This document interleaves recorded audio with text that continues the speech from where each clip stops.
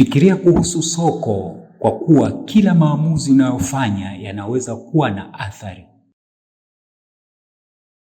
Hebu tuchunguze. Ukiwa mteja, ni kipi unaweza kupata kwenye bidhaa na kwa upande mwingine kupoteza kwenye mazingira? Na ni kipi unaweza kupata kwenye bidhaa na kwa upande mwingine kupoteza kwenye jamii? Fikiria kuhusu hilo.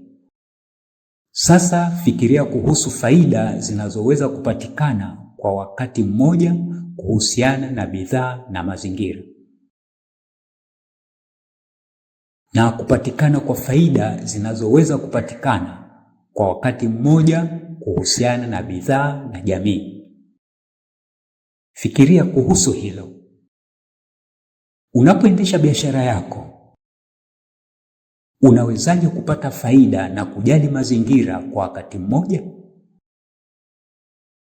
Na vipi kuhusiana na kujali faida na kuhusu kujali jamii kwa wakati mmoja? Fikiria kuhusu hilo.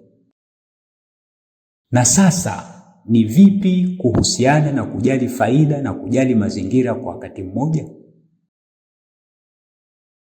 Vile vile, ni vipi kujali kupata faida na kujali jamii kwa wakati mmoja? Chaguo lako kuhusu bidhaa unayonunua au kuhusu mfumo wa kuendesha biashara yako huchangia kwa kiasi kikubwa katika kuimarisha au kuharibu uendelevu. Fikiria kuhusu hilo.